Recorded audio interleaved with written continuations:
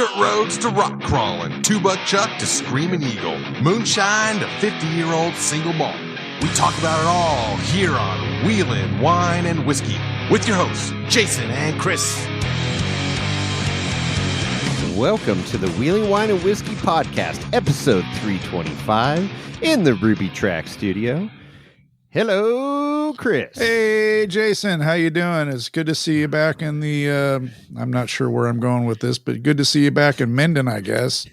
You've been like a road warrior Northern for the Nevada. last 6 months. Laid down some miles. Yes, we are back from Trail Hero. Recorded quite a few episodes there. Had a great trip, as always. It was my 6th year at Trail Hero, consecutive year at Trail Hero. Wow. Unbelievable how time flies. That's The gray hair is here to prove it. It is amazing And, because thinking about the first time you went solo. Mm-hmm. And we recorded, I believe, a short little blurb episode from a parking lot in Las Vegas. That's right. Over I the was at the Silverton Casino right next to the Cracker Barrel, and I was recording the episode, and I got a knock on the door from security, Silverton security. Hey, how you doing? I'm good. You planning on camping here tonight? And I said, yeah, just for a few hours. I'll be heading out, at 4 a.m. in the morning. Well, you can't do that here.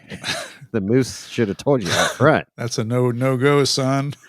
But he was super cool. I go, hey, can I finish my dinner? He goes, oh, yeah, no, you're fine. Stay as long as you want, but you just can't stay overnight. But you can go over to this thrifty parking lot right down the street here. And I'm like, okay. So, yeah, that was 6 years ago. Man, time flies.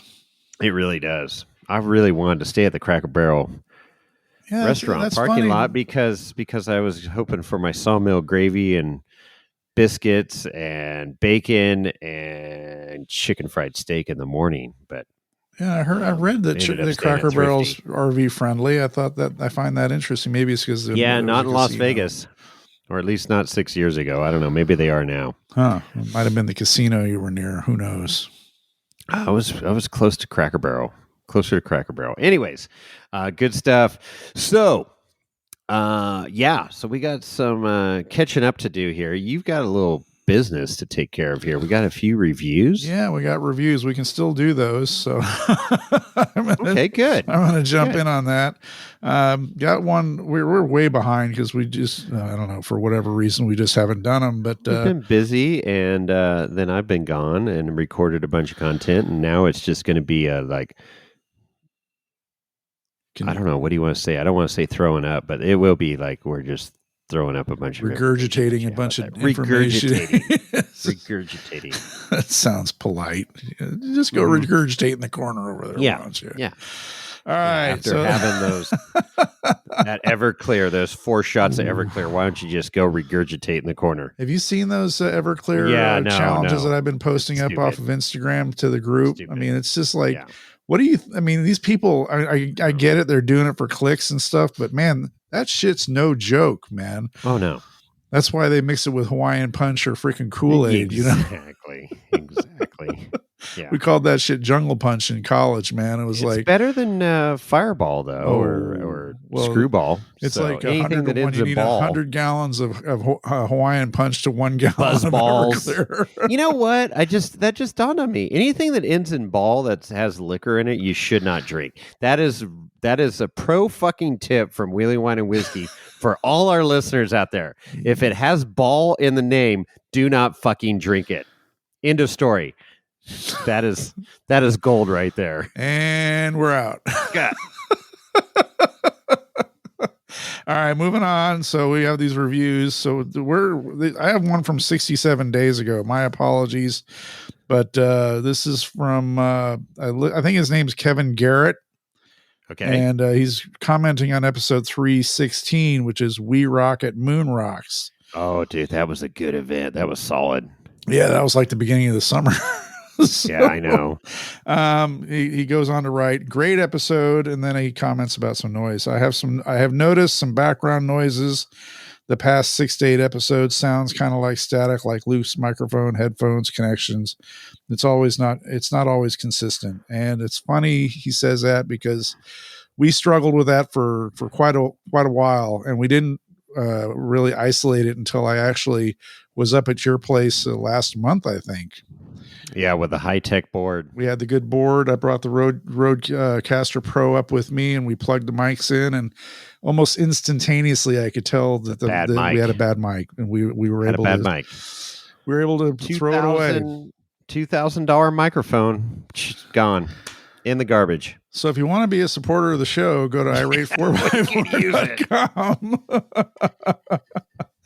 No, yeah, we threw that mic out. We have a brand new one, so hopefully those noise issues are behind us. So when you were at my house, we went through all this, and the mic died, and I had it in like my desk, like on the side of my desktop, knowing that it was a bad mic. And so I went to throw it away, and I looked on the bottom of it, and you know what it said? It said Dodge.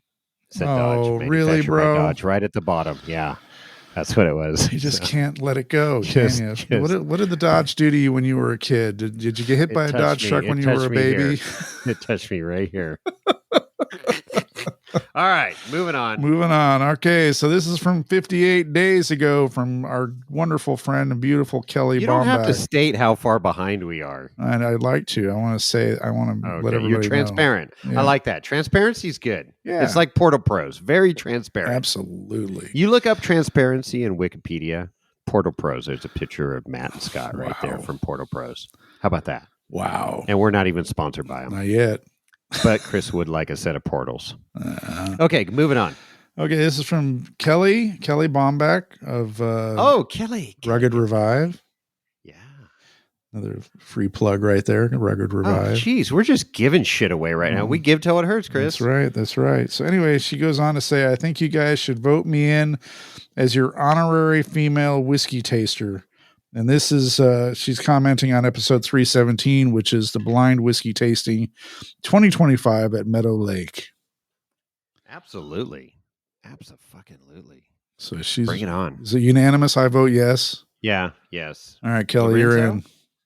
Where's Lorenzo? It's Saturday. He's down at CVI. I think he's at CVI right now. They're having an early fall, some kind of fiesta going on down there, so he headed out. I saw his ass walking down the driveway a couple hours ago. His big sombrero. I think that's where he headed. Is he wearing his big sombrero? He had a little sirapa. Nice. Yeah, sombrero. Little bottle of tequila on his back. So yeah, it's good stuff. What is it, like a camelback of tequila? Yeah. Wow. He has his ways. He's a good mule. All right. Okay. Lastly, we have a comment from Horton with a who, the blue Smurf blue Toyota, super popular. He's popular on the trail. I know he wheels like there's no tomorrow. Just going to send it in the most extreme conditions. Exactly. So he's commenting on episode 320, which is titled Garage Talk with Jason and Corey. That's one of the recaps from your epic week of wheeling. Drank a little bit on that episode. That's right. And he comments on that. He's like, you must have a high tolerance. How many whiskeys did you all have on this episode? I think it was 8 or 9. Wow. 8 or 9. And they were taste, but the pours got heavier as we went on. As it should. Yeah, exactly. No. That's professional stuff there. That's why we're professional podcasters and give till it hurts. That's right. So anyway, that doesn't get us caught up, but that's a nice taste of some of the reviews. I like it. Good stuff. So let's if there's no other business, without further ado. Well, no, there's always business. I mean, I want to say that if you'd like to leave a review, you know how to do that. You can go to Spotify, which is a great platform, or you can go to the old standby, which is Apple Podcasts, and log in. That's better because that's what gives us the 5-star power. Yeah. So you can leave a 5-star review on Apple Podcasts, or you can leave a review for individual episodes on Spotify. Either way, if you do that, DM at Wheeling Wine Whiskey, and if you have never done it before or whatever, you can, like I said, DM us, and we'll get you a sticker sent out in the mail. Yes, absolutely. All right. So Now can I introduce our special guest of this episode? Let her rip, Tater Chip. All right. So this has been an interview that I wanted to do from a couple years ago. I met John MadCow Hembel at Trail Hero, watched him wheel, and I'm like, this guy's badass. And then I found out quickly his pedigree from none other than Glenn Plake. He has a skiing background, and I'm like, oh, okay. What's this guy do? What'd he do? What's going on? Well, he was a speed skier. And, he broke 100 miles an hour and he wanted to go faster and he kept pushing the limits. And, he's skiing on 360 cm skis or millimeter skis, whatever. So some big ass fucking skis. Anyways, tree trunks. He went out and set the world speed record in 2003 of excess of 150 miles an hour on fucking snow on skis. I went 50 one time and cried. This just gives you an idea of what an adrenaline junkie this guy is. So, I reached out to him before this year's Trail Hero, and I go, hey, I really want to make this happen. Let's do this early in the week before shit gets crazy. And you have to. We arrive Friday. So it's like Saturday, Sunday, Monday are the 3 days that is kind of like things are ramping up, but still chill. We have time. Yeah. After that, it's batshit crazy. So we met John that weekend, Saturday, I believe, and got a great interview here talking about speed skiing, some cool freaking stories. We were just in there having a good time, having a few adult beverages, and it's a good one, man. You're going to like this one. Sweet. All right. We are here at Trail Hero 2025. I call it day one. It is Saturday before the week before, I will say. And I'm here with John Hembel. How you doing, man? I'm doing good. Welcome. Thanks. It's been a couple years in the making trying to get you on this podcast. We've crossed paths many times, but couldn't coordinate, sit down. So you were my number one podcast for this week, and I'm getting you right out of the gate here. Wow, I appreciate it. I feel honored. Oh, right on, man. So let's just dive right in. I want to, we got to find out. We got a lot of questions here, and this is like campfire talk. So we just go down these rabbit holes. So I know we're going to get some good stories out of you here, but let's go ahead and just get a few. Yeah, you're called MadCow for a reason, and I've heard the story, but I want you to tell it, and dates back to skiing and stuff. So. It does. I was a pro speed skier, and if you're gonna speed ski at any decent level, you go to Europe. All the stuff that's in the U.S., at least that was in the U.S., really isn't all that fast. You're maybe 120 miles an hour max, something like that, and that seems fast, but not by world-class standards. So. You head over to France. They got a couple of huge hills in France, couple in Switzerland. No records other than in France. But my first year at least, heading over there, we had to stop at JFK. We were going to spend most of our time in France that year. And although I knew some French, I wasn't fluent.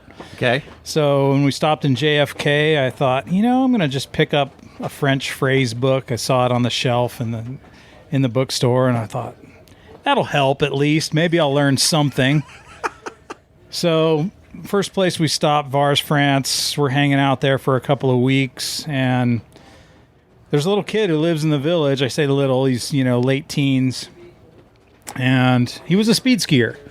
So, made friends with him, and he knew that I was trying to learn more French, and so he found out I had this phrase book. He said, John, try out a new phrase on me every day. Just go in the book, learn something. I said, all right, Julian, I'll do it. So the next day we're up on the course. We're just practicing. It's open practice. And I'm about 30 meters above him on the course. And I yelled down to him something that I had learned in the phrase book and kind of paraphrased. I yelled down, Je pense j'ai maladie de la vache folle. Wow, that's pretty good. Which roughly translated means I think I have mad cow disease. And I gave out a big and I took my run. I put on my helmet and I took my run. And everything was perfect. I went like 130 miles an hour, and you're not supposed to go that fast in practice. So I thought, man, that went great. I'm going to go back up and do it again. So I went back up. I didn't say the words, but I gave out the big bellowing moo. I took my run. Everything was great again. So it just became a habit, and all of a sudden the French were calling me La Vache Folle, the Mad Cow. The Mad Cow. How funny is that? So it stuck. And what year was that? That was 1998. 98. Holy smokes. Okay. So my first year there, I was, gosh, at that point, I think I was just turning 30. Wow. Yeah. So, Wow. God, I feel old. Welcome to the club. So 98, and so you grew up skiing most of your life, yeah? I did. Yeah, I grew up in Aspen, Colorado. So what this evolution to speed skiing? I mean, that is just a whole another level of like craziness. So growing up, speed was always kind of a thing. Like I knew about speed skiing when I was young, in the 70s when the 200 kilometer an hour mark was broken. I knew about it. Like it was a thing in the skiing world. You just knew. Steve McKinney broke the record, and he was an Aspen local too, which was really cool. He's deceased now, but so hearing about it, I was like, man, that's really cool. But we never got into actually speed skiing. But what we did though at the end of every day is when the piste was like empty, nobody was up there, you're one of the last people down, we'd wait and nobody's on the course, and we just point them and tuck. Just go, baby. And don't let up at all. So we would just go as fast as we could down the hills, and we'd suck up the bumps and the rollers and fly off of knolls and hope there wasn't somebody on the other side. Rolling down the windows going, oh. So it was always kind of a thing. And then I left Aspen for between high school and college. I was actually gone for all of high school and all of college. I was in the Southeast. Terrible skiing in the Southeast, by the way. Georgia, just terrible. Florida for college, even worse. Yeah, right. So I had to fly elsewhere to go skiing those years. But when I got back, I moved back to Aspen in late 1990, and I just started skiing a lot. And I think in 95 there was an event, 95 or 96, there was just an open event. Anybody could join, just go out and speed ski. And I jumped into just the amateur division. I had to borrow everything. I didn't have any downhill skis, which is the amateur division. I didn't have a downhill suit. I didn't have downhill poles. Oh, wow. I didn't have anything. So I borrowed a friend's skis. My boots didn't fit in his bindings. He had bigger feet. Okay. I wasn't going to re-drill his skis. Right. Because, I'm not a jerk. Yeah. Thanks for letting me borrow your skis. You got a few he let new me holes in borrow them. his boots, and I put my liner into his boots. Oh, wow. And I went like 97 miles an hour. And I finished second in the amateur division. And I'm like, well, that was really fun, but man, I got to hit 100. So that was the only event that year. Came back the next year, hit 100 the next year, hit like 105. And then I was like, you know what? I really need to bump up to the pro division if I want some real speed. And in 97, I went to my first pro race in British Columbia. Drove all the way up there. I had a car that I bought the week before, a little Honda Prelude, for $700. I put some tires on it. I put fluids and made sure everything worked. Threw my skis in, drove to British Columbia, and won my first pro race. No kidding. And you had your own skis at this point. At that point, I had my own skis. So how long were those bad boys? 240s. 240s. I can't physically How'd you reach fit the those top. in a Honda Prelude? Dude, the back seat folds down and they go all the way to the At an passenger angle? front. Yeah. Just lay that seat down, lay them in there, man. Oh my God. That's crazy. 240s. Yeah, man. So you love speed, obviously. It was a thing. I loved the adrenaline more than anything, and the speed. It was something that I gradually got used to growing up. You go out there and you get faster and faster, and it's comfortable, and you've got good balance, you've got good reaction times. You can deal with it. When you start getting up into the buck 10, buck 20, something like that, it's a little different world. Anything over 120 is definitely a different world. Sure. So you hit that 100 mark, and I want more. Do you have any indication of how fast you're going, other than when you finish the run, then the number flips up, or what? That's pretty much it. And you're not even anywhere close to seeing where that is. Like, there's no display at the end of the course. Okay. You have to go a long way before you actually get to the timing area that they post everything. Basically, it's time over distance gives you speed. There's a 100-meter trap. So there's a timing light that starts your time. 100 meters later, there's another timing light that stops your time. So time over that exact 100 meters that section gives you very accurate speed. Wow. Down to the thousandth. No kidding. You cannot get that speed in a 10-meter trap or a 5-meter trap. Okay. So ultimately, I don't know what the top speed is of what we were going. Wow. I know what I've been. I've been 153.1 miles an hour. Okay. And then 2 years, let's see, I did that in 2002. 4 years later in 2006, I tied it to the 1,000th. Oh, shit. In a semifinal run. Well, the world record was broken that day in the semifinal run. We don't get to continue. We don't get a final run. Really? Everybody in that run gets their run. That's it. They shut it down. No it's kidding. It's a weird French thing. They don't let you set another record that day. We could have gone super fast that day. No kidding. I was setting myself up for the final run. I was like, I wasn't trying super hard in the semifinal because I was like, hey, I need to be in a certain position going into the final. So right. I'm just gonna, I'm gonna take it easy, and tied my record to the 1,000th, and then never got another chance to go that fast again. That Bummer. had to be frustrating. Oh yeah, but the one good thing Frickin' is French. that was 2006. The year before, I had gotten a sponsorship with a watch company, and they made a watch with my image on the back, and my record is inscribed on the back. It became their best-selling watch, and had I broken the record, they would have had to made a new watch. Make a new watch. But anyway, That's kind of cool. Super cool, yeah. What watch company was it? So Ball Watch. Ball. Yep, they're an American company. They've been around since 1891. Okay. They were basically a pocket watch company back in the day. They were commissioned by the U.S. government to create standardized time in the United States. So railroad standard time at that time came from Ball Watch. Oh, no kidding. What happened in 1891, there was a big train wreck in Kipton, Ohio. Oh, my gosh. And it was because conductors left one municipality that their watch was set from there, and another guy left from some other town. His watch was set there. They didn't have a standard time, so they were off. Big train wreck. People died. U.S. government stepped in, said, who's the best watchmaker in all of America? Unanimously, everybody said Webster Ball. So they hired him to create watches for the conductors. So they sold them to the conductors cheap, and they became the best accurate watch anywhere. Even better than that.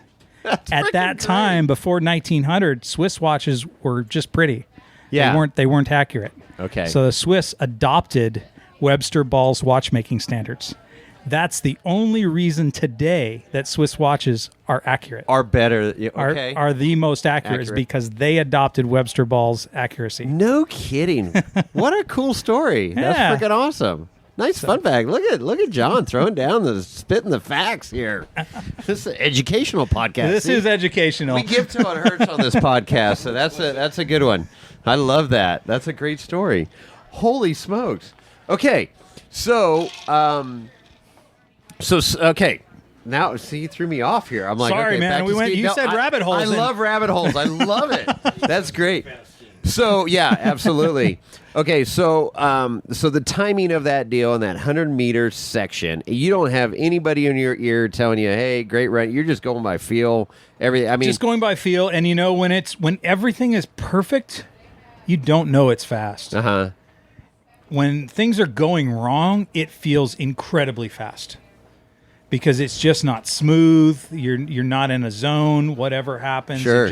It's just not there. And when it's all perfect, it's just like butter. Really? Yeah. It's just smooth as can be, and everything's great. And you don't hear the wind in your helmet. So the helmet, it covers your whole head and neck area, everything. Very aerodynamic. The sound is actually behind you. If you listen to a speed skier go by, if you're a spectator, you hear a roar. It rips by. That skier is ripping through the air. It's crazy sounding. What? It's like a jet engine going by. Yeah, and you're wearing this skin tight suit, and how long does it take to get into that thing? And yeah, usually you need help. Yeah, I bet because it's super stretchy, but then they don't give you much material in the front of it because you're bent over in a tuck. Okay, you don't want material there; it's just going to bunch up. So you really can't stand up straight in it. Oh, God. And so, what's the prep before a run? I mean, how long before you put on that suit and you got your skis on and everything to when you're actually freaking going down the run? Depends on who screws up in front of you. Really? Well, okay, yeah. So assuming that everything's going fine and there's no train wrecks in front of you, is it like a 10-minute warning, a half an hour warning, an hour warning? A lot of times we're up there sitting on the side of the hill we're in our race gear, but then we've got cover up clothes too, and you're kind of sitting on the snow trying to stay warm, and sure, those suits are not only skin tight, they don't breathe. Okay, so you actually start sweating in the suit, so you go from extremely hot and you're sweating inside it to then that turns to ice water, and then so you're cold again, and then it turns back to hot and back to cold, and eventually you're just cold. You're just so it's back and forth, and you're like, okay, can I please just take my run? Get me down this mountain. Oh my God. So sometimes it's hours sitting up on the side of the hill. One of my Austrian friends joked one time that in the summertime he goes up on the side of the hill and just stands there on the side of the hill for 3 hours, and that's his race prep. Jesus. And then obviously there's an exercise regiment and stuff, and just all of that, being in the gym, trying to be flexible, okay, and still be in as tight a position as possible. So you've got to be in a tight tuck. Well, it's like a compressed spring. If you hit a bump in your compressed spring, where does that go? All that energy goes all the way through the spring, and you blow up. You lost, yeah. So you have to be as tight as possible and still absorb energy. Wow. Somehow. So yoga helps. Yoga? Okay. Yeah. I wasn't real big on that, but it did help me. Yeah, okay. Okay. Yep. And strength training too. I mean, you want to be strong, obviously, sure, but what I didn't want to be is like super ripped. Like I was down to about 11% body fat, something like that. Anything less than that, and my shoulders, everything became angular. Angular is not fast. So gotcha. you don't want to be fat because then you're taking up too much wind resistance, but you don't want to be like super ripped either. So for me, it was somewhere in between. Okay. And that's interesting. Yeah, round is a shape. It is. It's aerodynamic. So are you like in the gym, like in a tuck position, just holding that for minutes on end, or what? So how do you... with all the strength training I did in the gym, leg presses, anything and everything to get in shape. I also did balance training in the gym, so I would get on one of the big balance or the Bosu balls or whatever they call them.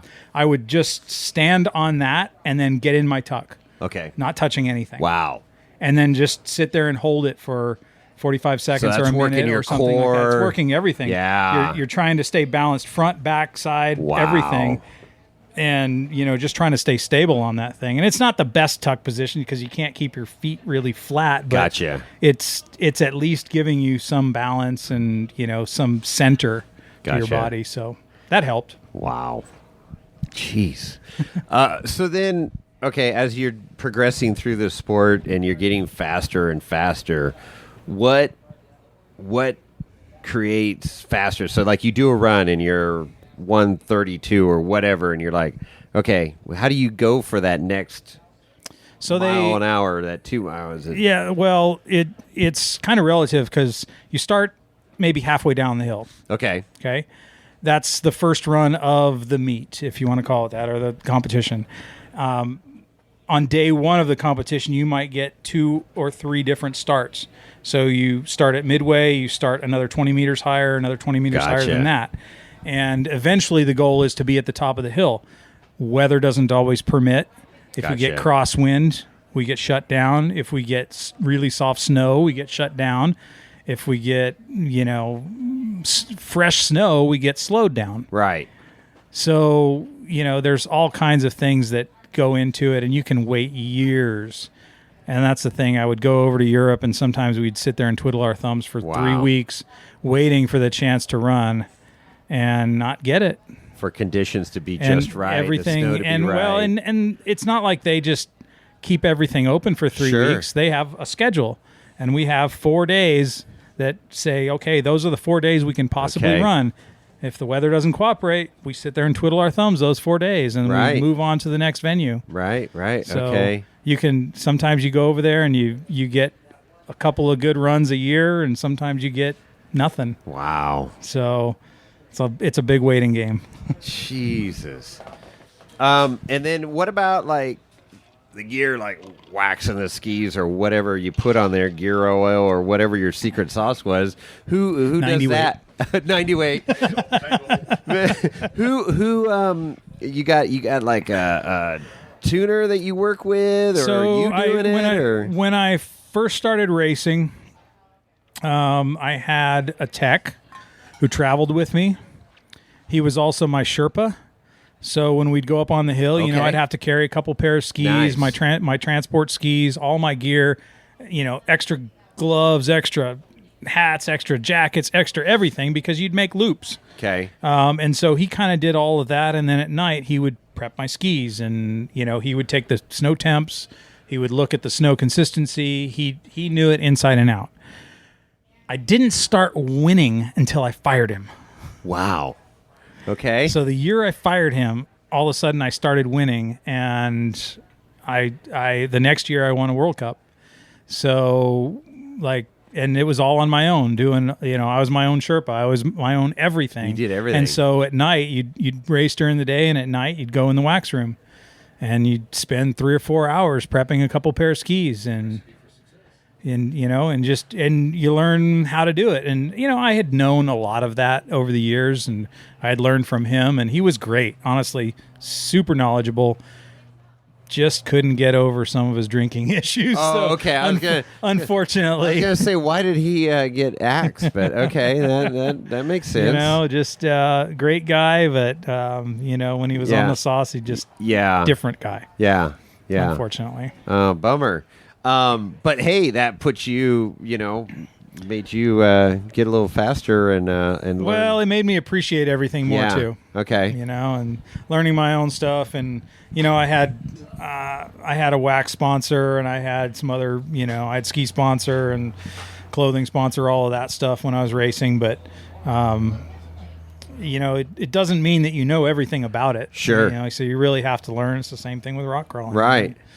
If you do all your own work, you got to learn. Yeah, you figure it out. That's amazing to me. I'm an avid skier. I love skiing. I love tuning my own skis, going out in the garage, at night and cranking up the radio. And there's certain things you can't do on your own with skis. You can't create structure on the base of your skis by yourself. Right. You need to put that on a machine. It's got to be on the winter stagger machine.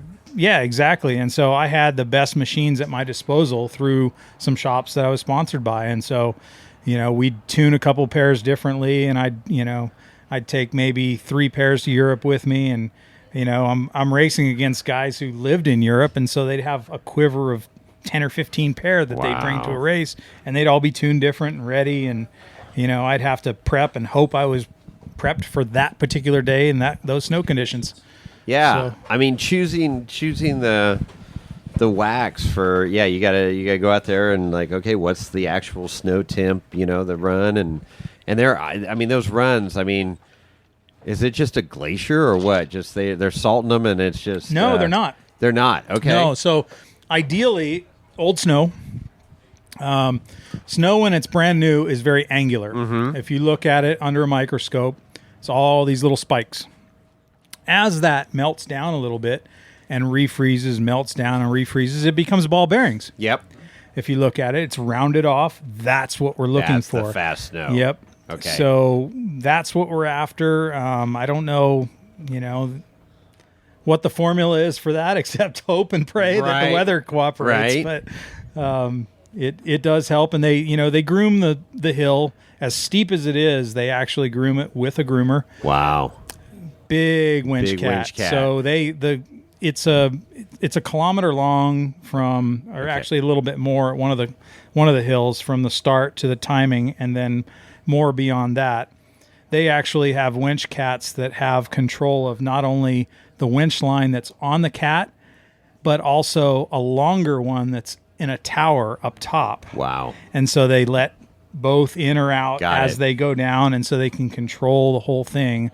One of the hills in Les Arcs, France, was actually built for the 1992 Albertville Olympics. It was the first time speed skiing was ever in the Olympics, first and last, actually.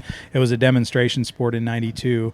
I wasn't involved in the sport at all until 95 or 6, so I missed out on that, but it never became a medal sport, so No. it was unfortunate. Yeah. Yeah. But they have curling. Yeah, they got curling, which is Shuffleboard on ice. shuffleboard on ice. Yeah, that's crazy. Okay, so wow. So you're doing your own tuning, you're running your race. So you started in 90, what'd you say, 96, 90? 90, yeah, I think 96. 6-ish. Yeah. And then you hit your record in 2000. 2002, I set my record, and then 2003, I was world champion. Yeah, world champ. So two different things. World champion, it's just like a NASCAR champion. Okay. It's a points series. Points, okay. So did you do good in all the races or more of the races than anybody else? Right. So, yeah. Same thing with re-rock. So did you do good enough? Sure. So your top speed, 153? 153.1. Jesus. 246.24 kilometers So an what's hour. that? What's that like? Is it just The first time I did it, it was like I told you, everything was butter. Yeah. It was just so smooth and so effortless. And the second time I did it, my mind was going nuts. And there was all these things running through my mind because at that point in 2006, I was now married. I had, I had purchased a house. I mean, things had added up, and it's like all of a sudden you've got these responsibilities that you're now thinking about in the back of your mind, and you can't be thinking about. You had those more things. than a $700 Honda to worry about. Yeah, exactly. So, I'm like, oh man, what if? And you're, that's the recipe for disaster. Oh God, yeah. You don't want to have any negative thoughts going at that speed. I don't know how I couldn't get that out of my mind, but I couldn't for some reason, and I still tied my record. And had I not been thinking about that, who knows? Maybe. Maybe it would have been faster. So did you have any mental coaches for that mental game? Because any sport, there's a mental game, right? I had my iPod. I had, I was jamming to some Godsmack, and There you go. I was like getting all jacked up and ready to go, and getting psyched up at the top of the hill and turn it off and, put my helmet on and go. And, okay. When I probably should have been listening to like Enya or something like that, and relaxing or nice flow. That's great.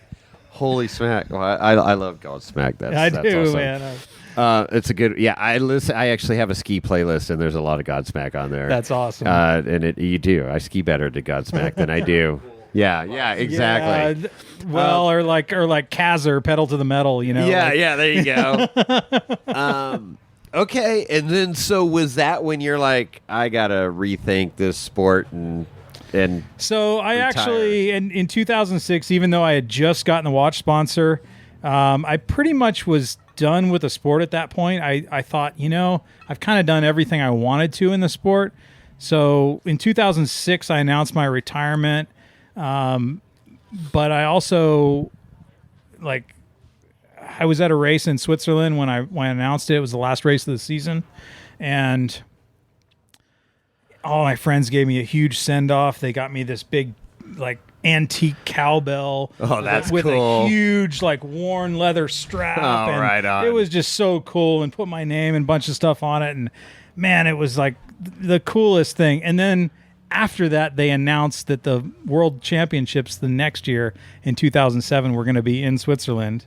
Oh. I had set the record in Switzerland in 2006, and I was like, man, I hold the record at that hill. right. Like, I should go back for the World Championships. So the next year, 2007, even though I had announced my retirement, I went back for just the World Championships and the Pro Finals. Okay. And I podiumed. Okay. And I hadn't raced all year. Wow. I just went to those two races, just at that venue, and I didn't follow the tour around, didn't do anything, and I was like, you know what? I still got it. I'm good. Done. So very good, and proved that it wasn't a fluke, right? Right. Yeah, right? exactly. Not Now, only- I wasn't on top of the podium. I was right, third, but I was still on the podium. But you podiumed, Yeah. and Yeah. It's like, okay, was the first time luck, or was it skill? And then you came back and said, no, it was skill. People, I do know how to speed ski. That's freaking cool, man. That's a great story. And going out, quote unquote, on top. So what do you have a plaque, or what signifies the world record at that time? What do they hand you? Nothing. A laurel and Absolutely a hardy nothing. handshake, or what? Here's your laurel and hearty handshake. Yes, exactly. Sheriff Sanier. There you go. You got the reference. There you go. So yeah, I mean, no, nothing, huh? Just, you think you Not would a get thing like for a letter from the president of the United States saying, now- "Hey, congratulations." So, okay, for the World Championship, I do have a World Cup. The Crystal Globe World Cup Okay. and a medal that goes All with right, that. cool. For the record, it's nothing. You get, okay, here's some money, and Right. Thanks for coming. Right. That's it. Okay. Okay. So there is a financial part of it too. There is, but it's like rock crawling. You Yeah. are not making money. It doing costs it. you more to go there than It absolutely does. And I was one of the few that actually made money over the course of my career, and the only reason I did was because I chased sponsors. Okay. Yeah, pretty much. Like, it's there wasn't a big social media presence. That stuff didn't exist. We're talking, late 90s. The internet wasn't real big until 99-ish, Right. something like that. So, I was sending stuff back for the local papers. Yeah. I That's wild. was emailing back Sure. a whole write-up so they just could print it. Yeah. And that was it. They didn't have to With- rewrite anything. So I was writing all my own bios and everything else and sending it to with the them. router that was going bing bing bada bong bing bing. Exactly. Oh wow, this is crazy. We're dating ourselves here, John. Hey, somebody will date me. Right. There you go. If you know, you know. But what? So I got to imagine the cowbell that you got from your friends has got to be one of your coveted things to. It's really cool. It's up in my Yeah, office. that's cool. It's as important to me as my World Cup. There you go. honestly. The World There you Cup, go. It's out in my living room, but So what was the camaraderie like amongst your fellow competitors. I mean, did you guys just BS up until it was game time, and then it's like, all right, I'm going to beat you on the mountain? We drank together at night. We tuned skis together at night. On. We helped each other out during the day. It's exactly the same thing I've got in rock crawling. No shit. The camaraderie is second to none. See, and that's the thing. I mean, off-roaders, and we talk about it a lot on this podcast of like how everybody helps each other regardless of the rig. Toyota suck. I got to get it in on this podcast, but we help anybody out on the trail, right? And whether whatever you need, we want to see everybody have a good day and get home safe. But I would think at that level of competition, especially if you said you were tuning together, people are like got their little secret wax mix or whatever it is, and they're like, in a quiet room by themselves. You still have to ski it, no matter what. You still have to ski it, and it's the same thing with any driving of this stuff. Sure, rock crawling. You still have to drive it. Yeah, and the cool thing about We Rock and up until this year, X Rock and all these other rock crawling competitions is you go out to these things, and if you break apart and your best competitor, the guy you're vying for first place with, he has the part, he'll hand it to you. Isn't that great? Because he wants to beat you one-on-one. Exactly. He doesn't want to beat your broken car. Right, exactly. And, I love that about the sport. He wants to compete with the best and have you out there on course. That's really cool. That's great to hear. It is super cool, and I love all my brothers in the sport. It is so much fun, and sisters too. There's girls out there, and I've heard something recently. Somebody asked me, gosh, shouldn't there be a girls division? There is no advantage to being a male in this sport. Zero. It's not a strength thing. It's not in rock crawling. Now, skiing, totally different thing. Okay. A lot of sports, totally different. There's an advantage to being a male. Driving, you're behind a wheel and you're pushing some pedals and you're turning a wheel and, you've got reaction times. That's it. There is no advantage whatsoever. That's having two X chromosomes. Point. That's great. That's awesome. I love that. There is no reason for a women's division. Yeah. Perfect. Yeah. I love it. Yeah. Okay, this is good. Okay, so we got the segue into rock crawling. I appreciate those stories, and as you shared a lot of good stuff. That was a lot of insight of speed skiing. I mean, I don't like speed. Like the fastest I get down the mountain is maybe 45 miles an hour. I've been, I think, maybe 50 on a good day, but I don't tuck and roll down the mountain. If you don't have a GPS enabled like smartphone app, right, you will never know how fast you've gone. Yeah. And you will think you have flown down the mountain. Yeah, you feel like you've gone like 30. Yeah, exactly. Exactly. So that's why I was just going to say, me going at 45, whatever, down the mountain, and I feel like I'm going 110. And it just is, I can't imagine what 153 in full dress, feels like. Recreational skiing gear, I've done like 75 miles an hour, and it was a stretch for me to get there. It was everything I had. And you got the 75. Technique and everything, but you were skiing on what size skis? Oh, I was skiing on like 180s, shape ski. It's all over the place too, Like 180, I think my recreational ski is like a 186, which is big for a shape ski. But I grew up skiing like 210s in moguls. It was just a thing when we grew up. Long ski was cool. Sure. So very cool. I was in 6th grade skiing 190s. It was like the bigger the ski, the better. Yeah.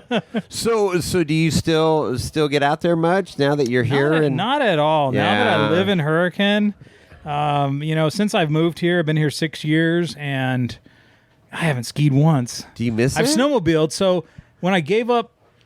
Nice. When I gave up skiing, I got into snowmobiling. Okay. And I was always into rock crawling. I've been into off-road, since 1986. All right. So that was always there. But snowmobiling, I had friends who were really good snowmobilers, and they asked me to come out, and I'm like, absolutely. I bought 2 snowmobiles without even knowing what I was doing. No kidding. And I just went out and started at it. Where's this? Colorado? In Colorado, yeah. And, I started snowmobiling with some of the best guys in the world.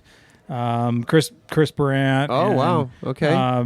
Some of the other guys, Sand Skinner and, some other guys that were just phenomenal riders and way better than I'll ever be. But, trying to keep up and trying to do that. So you learned right away. I learned it was, so the guys that I rode with all the time, they had been riding for years and they had their technique down and it was basically do or die. Yeah. You're going to keep up or you're going to be left. Yeah. You're going to be left behind. Yeah. And so we actually had guys, after my first year, I was keeping up with them, no problem. But, 3-4 years into it, we had a guy that came out to do the same thing. And after 2 rides, he gave up everything, sold all of his stuff because he couldn't do it. Yeah. It's a lot of work. It's a lot of work. It's a lot of technique to do There's it right. a ton of technique, but with being a skier, you get it, and it's interesting because I grew up riding motorcycles. And it's opposite of riding motorcycles. I love single track. I love technical stuff. But it's like you want to go, right on a hillside. You got to side hill that mofo, and you're turning left down the hill, setting the skis pointing left, hard freaking left to lean and set that track on edge. But as soon as you do it, it makes sense. Yeah. And you're like, okay, all right, I get this now. It's not funny that you may have mastered it, but you're like, okay, I see how this works. It's funny. I kind of, I didn't really grow up riding motorcycles, but I have ridden on the street some, and I never really noticed that you counter steer on a motorcycle until after I snowmobiled. Yeah. And I'm like, holy crap, you do. Yeah. Yeah. The light came on. Yeah. That's cool. Wow, yeah, man, to go from that kind of amazes me. You don't ski anymore because to go from world freaking record to you go from 153 to 1.5. Yeah, and then you're like, oh, screw it. Okay, I've been there, done that. Next sport, I get it. All right, so it's adrenaline. No matter what it is. Yeah, I was gonna say that's no matter what it is, it's adrenaline. When you're going 153 miles an hour, or you're going 0.153 in a rock crawler. The adrenaline is still there. Yeah, you're adrenaline junkie. Okay, and then so now you got into rock crawling, and you said you've been 4-wheeling for years. So when did you get into extreme rock crawling? Not until about the year before. I can't say this, but I didn't buy a buggy until the year before I moved to Hurricane. Okay. And I built an FJ40. It was on. It took me. It was a 10-year build, but I actually bought it originally in 1991. And it was a bone stock 1967, 3 on the tree, bench front seat, the whole thing. I drove that thing around for a year and then spun a rod bearing. And then all of a sudden it was game on. Okay, let's change the motor. Let's put a 350 in it. Let's do this. Let's lift it. Let's put 33s under it. So it just gradually got more and more. And then at one point I was like, I am so tired of breaking Toyota parts. I'm putting all GM or aftermarket. So it was like, okay, 1 tons, 42s, the whole thing. Cause I had gone up to 37s on Toyota axles and I was always breaking stuff. Right. And so it was a 10-year build, but it was all myself. I did virtually everything on it. I did, all the fabrication, all of everything. And I knew what I wanted to end up with, so I didn't want to cut corners. Okay. And so in the same time frame, I built 3 other rigs to drive. No shit. But I knew what I wanted to end up with, and what I ended up with was a phenomenal FJ40 that is there was no comparison. It was a beautiful rig, and it kept up with buggies. So the only thing that was FJ40 was the actual body. The body, and even the front fenders, I had created tube fenders for it. I had created, back corners with a tube fender on the back corner, the whole thing. So anything that could potentially really hit rock was tube. Yeah, but it still the had only a full Toyota body. I like is an FJ40. That was and people call it that don't know. They call it a Jeep. Oh, that's a cool Jeep. I love it when they say that with an FJ40. I've had right. That was the first FJ40 I ever bought and the last one I ever sold. But I owned a total of 15 of them. No shit. Holy smokes! I loved FJ40s. The stock FJ40 was built like a brick shit house, though. It was. I wheeled with a lot of them back in the 80s and 90s, and holy crap, they were built well. If you looked at a Jeep frame, frame was just an open C, and you look at a Toyota FJ40 frame, and it's a boxed frame all the way back. super beefy and strong. Nice axles. Yeah. Yeah. Wow. That's cool. Okay. So then, I bought a drag axle buggy from a guy in Colorado and came down here. My first trip was actually to Hurricane with that buggy, and playing around. Like, gosh, I think it was Thanksgiving of 2018. I was trying to move here in 2018. Okay. And didn't work out. We had a big fire near us in Basalt, Colorado. Wow. And it shut down all the real estate. There was a kind of hard to put a market.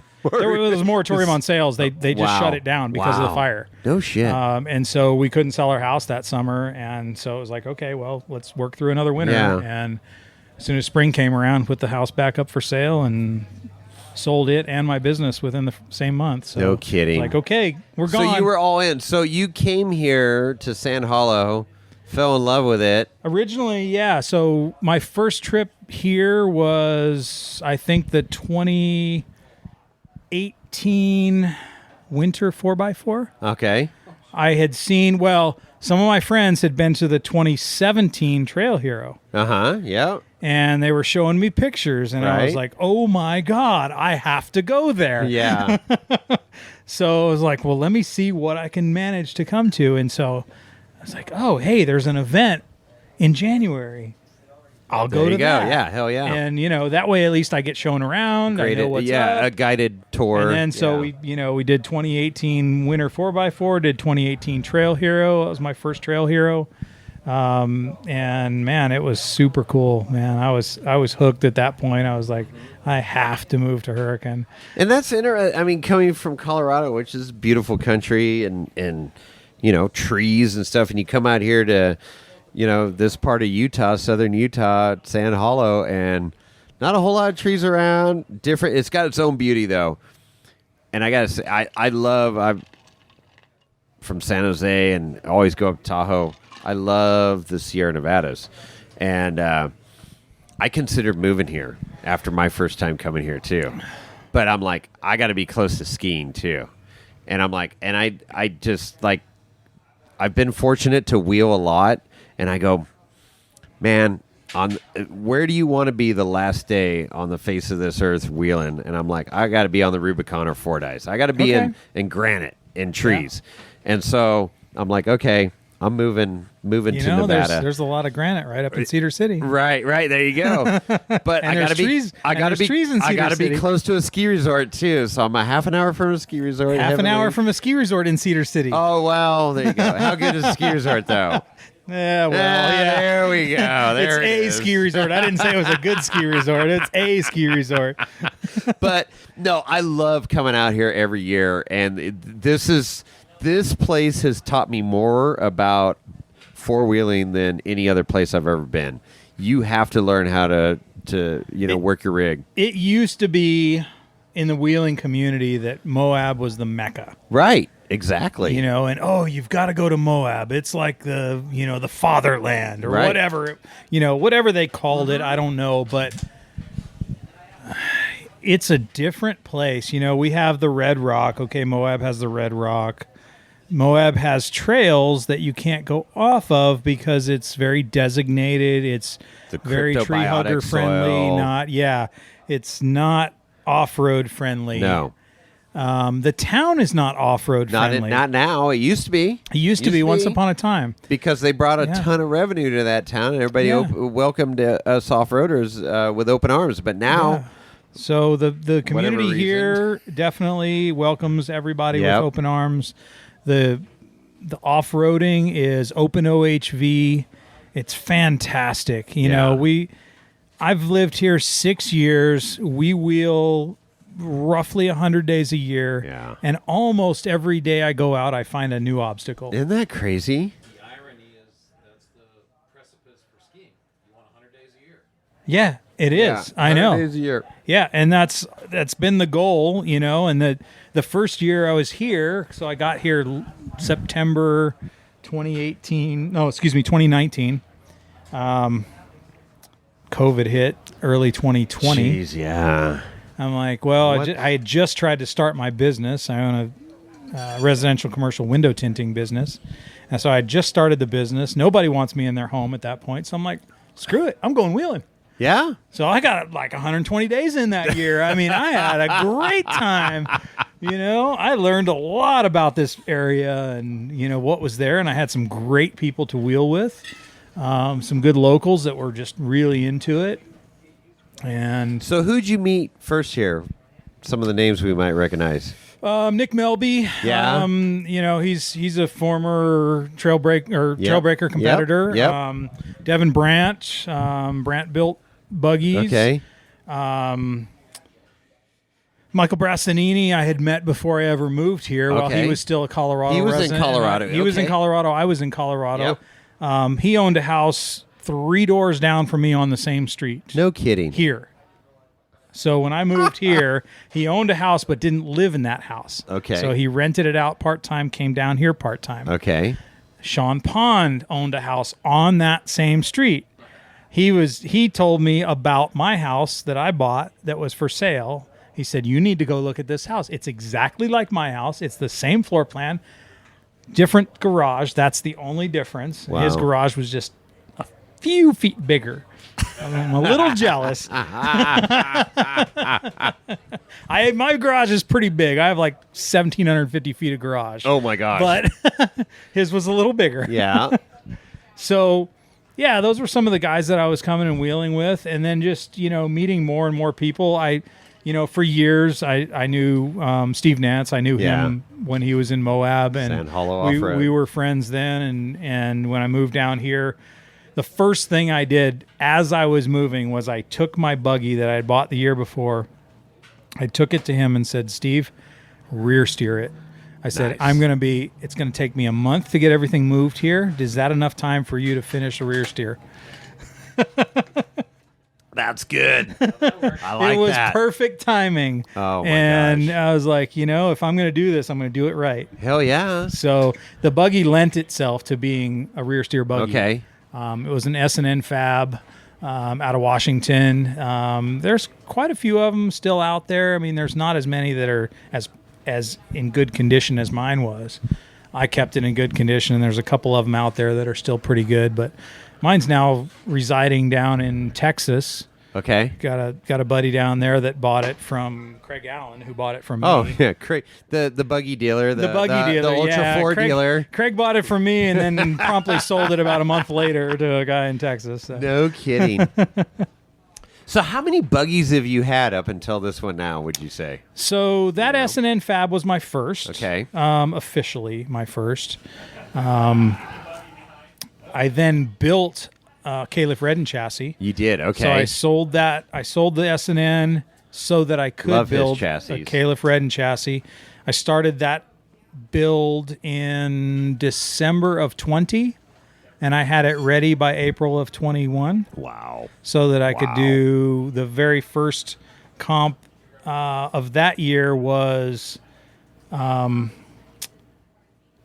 was over at Sand Hollow Resort. It was super Yeah, where they crawl. did it, by the bowl there. Exactly. Yep, So they yep. did by the Rock Bowl, and so I mean that car was. I had maybe 30 minutes in that car at that point No for that kidding. for that competition. That car was amazing. I'm sort of sad that I sold that Really? car, but I wanted to get into the unlimited class in We Rock because I went through a full season in We Rock with that Caliph car, and we won the national championship in that car. Okay. But that was in Sportsman, so you're kind of an amateur division. You don't have the big obstacles, and I was jealous of the big obstacles. So some of the stuff we were driving at Supercrawl and some of the events, I would drive a line, and Jesse Haynes would come over, and he'd look at the line and go, "How'd you drive that line?" No kidding. Nice. And I'm That's like, pretty cool. Okay, I need to be in your class. Yeah. That's cool. And because that's a guy I looked up to, and it was Sure. like, yeah, absolutely, just a phenomenal driver and great guy. And it's like, well, that's the guy I want to be competing with, and I want to be on those big obstacles. And so, okay, let's move up to that class. Well, I'm not a rich guy, so I needed to sell the car to be able to afford a single seater. Okay.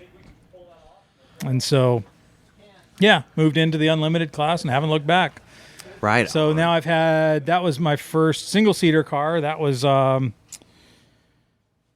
was a 2019 3-link car Okay. with a 1.4-liter turbocharged Ecotec.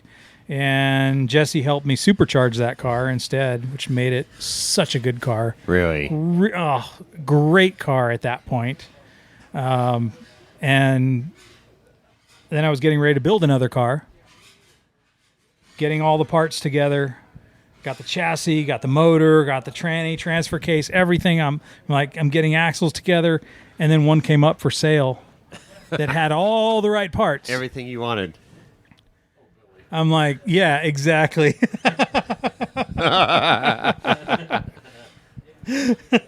So I'm just laughing at that. I know. Oh, Billy.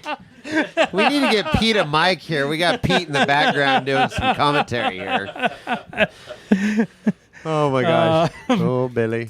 And what I didn't know when I bought that car was that the guy who built it had no clue what he was doing. Oh, no. So it had all the right parts, but not in the right This was configuration. the car you just bought a year and a half ago or a year ago or so? And I still own it, but I Okay. have completely rebuilt it since. Oh, boy. So I ran last season in that car starting in, I don't know, April or something like that, and ran the whole season with a car being 84.5 wide outer to outer in the unlimited class. I'm competing against guys that have 78-inch wide cars. So that car at 84.5 wide was way too wide. It was a trail axle. It had trail axles. It had trail axles under it. And then everything was in the way on the dash. He had the rear steer valve in the way, manual rear steer valve. He had switches in the way. Everything was in the way of the Vision. And you build a rear steer car, you build a rear engine buggy, a comp car for the Vision. Yeah.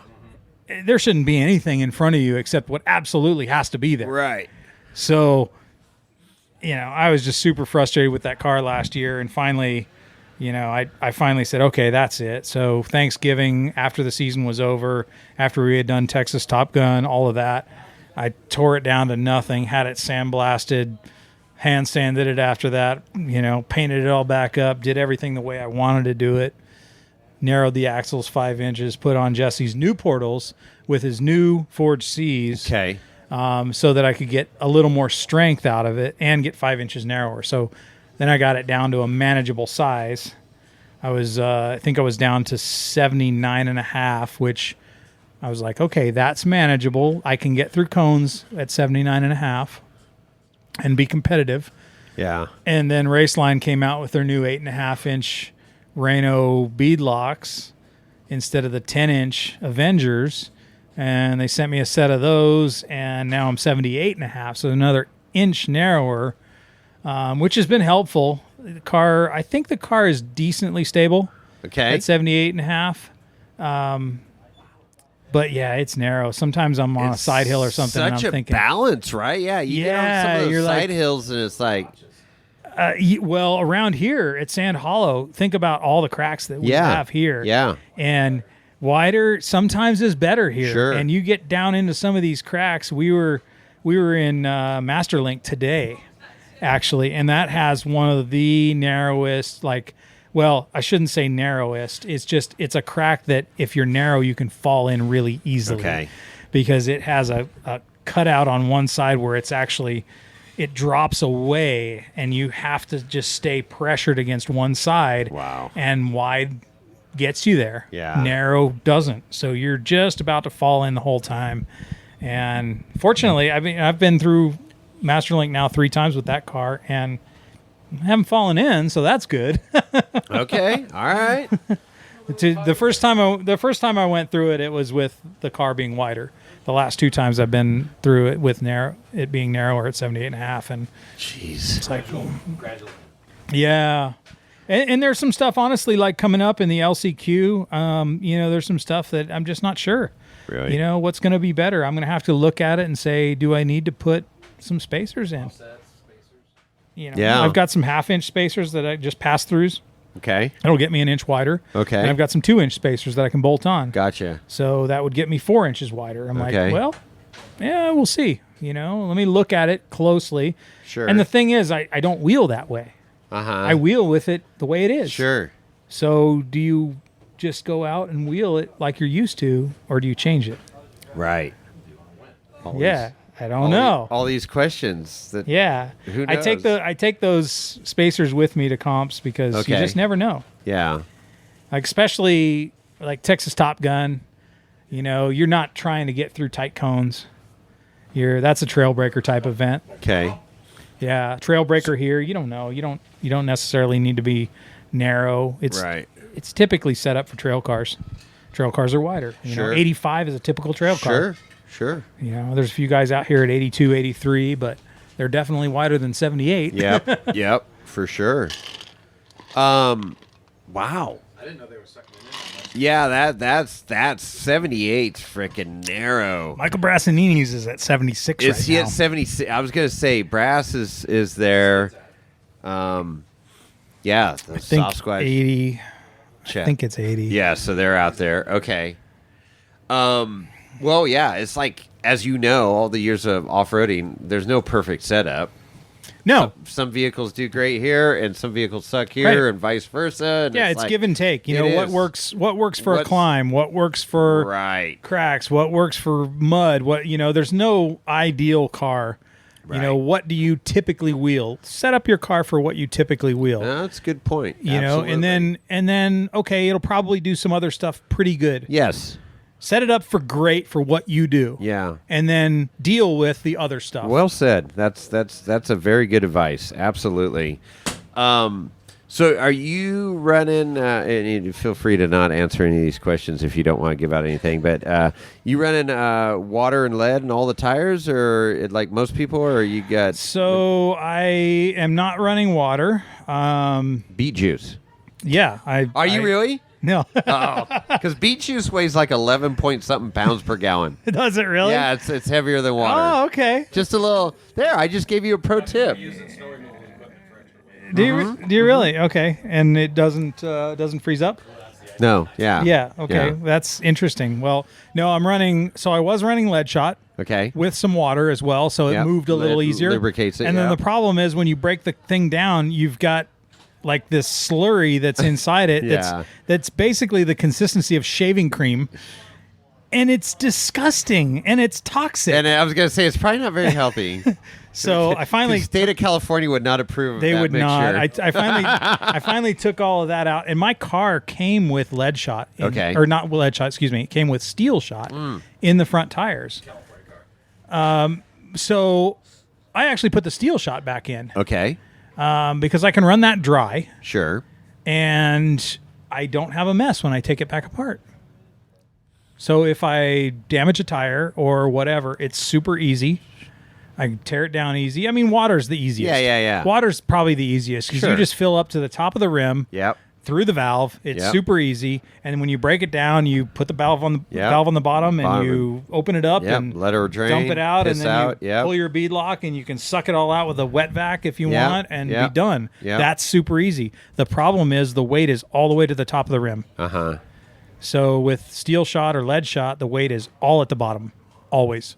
Yeah. 300-pound man sitting on your bumper. There you go. Yep, on the bottom of your tire. Yeah. It's not on your bumper. He's on the bottom of the tire, so it is super stable Unsprung weight. until it's not. Down low. Yeah. Yeah. Because yeah. as soon as you get it up over your head and it starts to go, it's going to continue to go real fast. Yeah. No kidding. Okay, cool. So you how do you feel on a scale of 1 or 0% to 100% where that car's at right now after all your modifications? I'm like 95 Okay. with good. that car. I'm super happy with the way it's set up now. Sweet. After I did all the rebuilds, a little while later we did the Jesse Haynes Go-Go Gadget shocks on it. Yeah. I don't know what he calls those, but that's what I've been calling them since day one that I saw them. And they're working great. Okay. I put that system together myself with Jesse's parts. Okay, cool. And it all came together really well. Seems to be working really well. it's not something that you use every day, a forcible shock. But in We Rock or on a breakover in Trail Breaker or something where you need just a little extra boost to get the belly off of something, it's there. Nice. Which is really cool. And then you have to remember that you got to put it back down. Right. Got a lot of extra levers there. There's a lot going on inside that car. I mean, you've got winches front and rear for suspension control. Sure. Not for recovery. Right. You have rear steer, front steer, lockers front and rear. You have cutting brakes at all four corners. Yeah. And now you've got 4 individual levers for shocks. Fighter pilot. Yeah. Yeah, you got a lot going on. You're a fighter pilot. It's exactly right. And you have to think about all these things for every scenario that you're in. And sometimes you forget, well, gosh, I could have sucked my winch in there and done something. You know, you're got a back tire that's hanging off a ledge and you're all up but that. And you can suck a winch in and pull that back tire right up next to that ledge. Sure. And maybe it worked Get for some me. It worked traction. for me today on something. Okay. I was out with Jeff McKinley and a bunch of guys today. Nice. And it was the only thing that got me off of a precipice. Well, and that's it. It's seat time, right? And experience, and like, you know, you have all those tools at your disposal, but it's like when to use them. When some of that shit hurts you, right? Like you do some stuff and you're like, oh shit, that didn't work out so well. Exactly. Right? You have Yeah. almost too many levers and stuff to pull, but you know they're there at your disposal, and that's and going back to your point of like it's gender neutral. Doesn't matter who's sitting in that driver's seat. If they can pull levers and turn a wheel and push some buttons, they can you know compete, be competitive. And that's, Absolutely. Yeah. It's really just it's seat time and getting to know your car. Yeah. You know, being comfortable with the car in the different situations, and you're not going to hit every situation. You know, I'm still getting into new situations. Yeah. You know, 6 years after buying 6 and 7 years after buying my first buggy. Isn't it crazy though? So, I mean, I got to imagine you were a solid, you know, wheeler coming to Sand Hollow, and you're like, I don't know where your head was at, but like, okay, I feel pretty good about, you know, this stuff. And you come out here, so you're getting into these trails that are just gnarly, and going, holy shit. This is a whole nother level that I didn't even expect off-roading. And the nice part is when I first got into this area, you know, I end up going out with guys that are just super good wheelers and comfortable in their cars. Yeah. And, you know, following guys around and having them actually spot for me a little bit. And then you realize after a while that if you have somebody spot for every time you're out there, you're never going to learn anything. Right. Exactly. So you just have to get behind the wheel and drive. And figure it out. Stop getting spotted on every little bump. It's not going to help you learn. Right. That's it. And it's a, you know, one, you got to, you know, back when you're learning how to wheel and stuff, and it's like, okay, spotter, and, you know, they can see stuff that you can't, but you can learn from that and go, okay, well, why are they making me go a little bit driver or a little bit passenger, or what are they trying to get me on, right? And so I've learned from that. And then now when we go out with our crew, we got a cool crew. Sometimes when especially out here, I'll check my ego and go, dude, I need somebody to kind of look at this and just, I'm thinking go a little bit driver. Are you seeing? Yeah, go ahead. They confirm, or they go, no, you don't want to go driver. You want to go over here. So that's how we've learned out here. We do a lot of stuff, no spotters, but I still call for a spotter once in a while. I need a little help over you know here. what? I've got a shirt that says "Don't spot the driver," and that's the thing. Like even at the level we're at, we're with all the best drivers in the world, and we're going out and we're feeling our way through a trail. Right. And It's every feel. once in a while, you still get into a situation where you're like, "What do I do here?" Yeah. You know, and you try for say 5 minutes and nothing's happening, and you know you don't want to be the trail tampon, so you're like, Right. okay, let's move on. Give me a hand here? What can I do? Well, and the other part of that too, and I mean, you don't have sponsors lining your pockets to do what you're doing right now. And it's like, I got to preserve my equipment, and I'm working on my equipment, and I need to drive this tomorrow at this competition or whatever it is. And it's like, there's that part of it too, where you're like, okay, I know if I go forward on this line, this might be irreversible damage. Oh, yeah. You get something bound up, right? And you're just thinking, oh, yeah, man, when's it going to break? When's it going to break? You don't have 3 more cars Yeah. in the trailer. Yeah. Right, exactly. I'm not a Dickie or a Brassanini. Yeah, there you go. So, yeah, whatever it is. I mean, good on those guys that got the finances. You know what? Absolutely. Yeah, I mean, those guys have worked for what they absolutely, wanted, and they've done a it's like Cody Wagner, and good for them. People get all jealous of that shit, and I'm like, no, they fucking worked hard to get to that point. Absolutely. And I would love to have the fuck you money that some of these guys have to do shit like that. I don't, and I want to be there someday. Maybe not. I don't know, but I got enough to be out here and have fun with you guys, and that's where I'm at. But yeah, I think that's what has made Brett Dickey such a good driver. He's 16-year-old kid who he's had the backing, and I love Matt, Brett, the whole family is just awesome. But he hasn't had the consequence to deal with like we have. Well, I have to worry about what I'm going to spend on that car, what it's going to cost me when I break something. And so I'll back off of something, and you know what?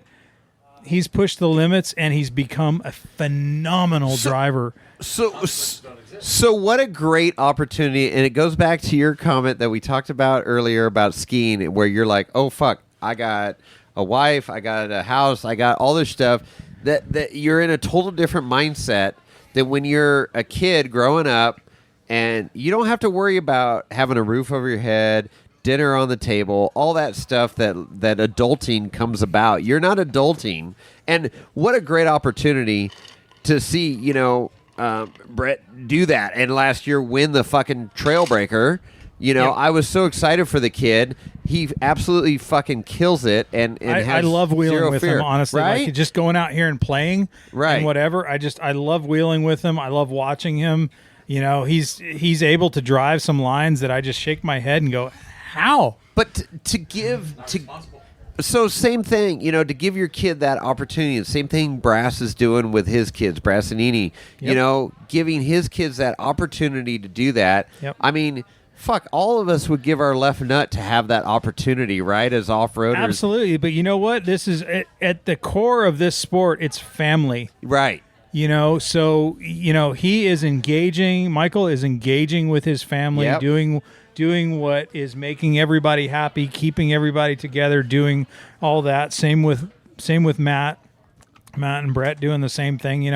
I started wheeling with those guys 3 or 4 years ago, and Matt was guiding Brett up every obstacle. Right. And I saw that kid progress, and all of a sudden turn around and he's there's no more guiding. Yep. He's doing his own thing, and he's figuring it out, and he did it right. So that's just cool. It's super cool to watch, and it's such a great sport for families overall, and it's honestly clean fun. Is it cheap fun? Probably not, but no, it can be. I mean, honestly, you can go get a POS Cherokee and go out and hit a lot of this stuff, and those guys think they're the best wheelers in the world in a Cherokee. Yeah. But hey, you know what? They're having fun, and that's all that matters. And you're right, and that's the We Rock events. I mean, they just had Moon Rocks over there in Nevada by my house, and we went out there. It was a great event, from, like you say, shitbox freaking wheelers out there wheeling to the top of the top, and everybody's having fun. And it's a great freaking sport. And it goes back. We had a kind of a cool deal at Moon Rocks at Reno when we were there. We had a Canadian production company following us around for that whole thing. They're going to be airing that, I think, after the first of the year. That's a show called The Mightiest on Paramount Network. Okay. It's all about the biggest, baddest vehicles on the planet. Okay. And that's what they're showing, and that's what they're featuring is these big bad vehicles. And whether it's a 20-ton excavator or something really huge and crazy, or a rock crawler or something in between, it's just something cool. So they were following us around all weekend. So how'd you get connected up with them? I think thanks to Jake Good at We Rock, I think he led them our way. So they followed us and Brasnini around as well. And it should be a really cool event. I'm looking forward to watching that one. Right on, man. That's super cool. You're working the marketing thing once again. I love it. No, it is so good because, it is a family sport and there are a lot of people, helping out. And there's, the level of competition, but everybody wants to see you get there. And absolutely be on course and compete at your level. And, there's a lot of people coming up in the sport that are in, say, Sportsman A, Sportsman B, Sportsman C.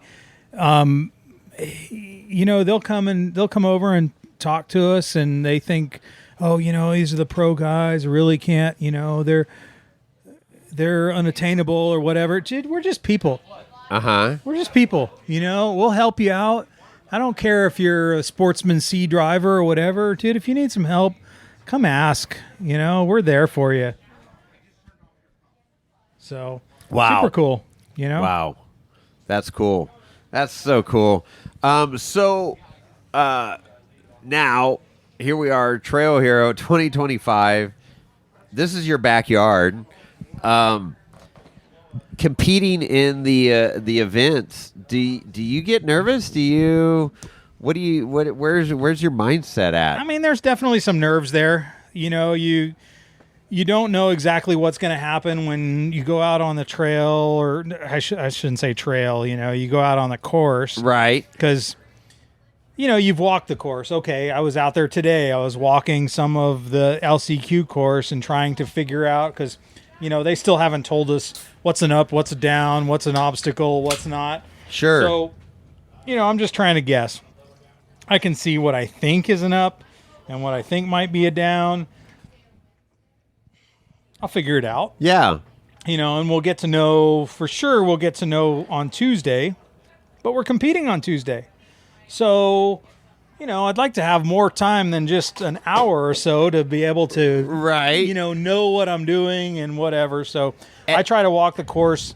Same thing with We Rock. I try to walk the course the night before, and then I try to walk it the day of. Okay. And so the night before, I can go over some of those difficult obstacles in my head, and I can say, well, is that the right way to do it? And then revisit it the next day and say, do I see a different way?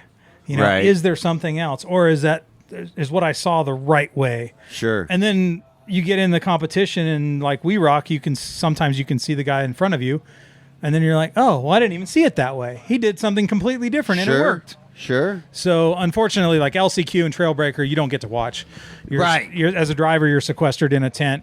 Yep. You can hear things going on. You can hear motor noises. You can hear crowd ooh and ah. Right. But even the announcers, what they're saying, what Glenn's saying. Yeah. So Glenn Blake will, he'll announce something, but he knows better than to call out the play-by-play because he knows we can hear it. So what do you? I mean, they changed up the LCQ this year. So what are your thoughts with that? Yeah, so normally the LCQ would be just like Trailbreaker. We'd have, say, 10 or 12, maybe 15 guys vying for 5 or 6 spots, and you'd get to go one at a time. Right. You'd be sequestered in a tent until it was your time to go, and then after that, you could watch the rest of the guys run. So you don't know. You go out on the course and you see some black marks on an obstacle. Yep. You don't know if those black marks worked or if they didn't, because you didn't get to watch. Right. So you didn't get to learn anything. So you got to do it all on your own, which I love that part of Trailbreaker, that you have to figure it out. Every driver has to figure it out for himself. The LCQ this year, the qualifier for Trailbreaker, is really different in that we have 20 guys vying for 6 spots. We are running, apparently, it's as far as I know right now, we are running 4 at a time, 6 obstacles on the LCQ course.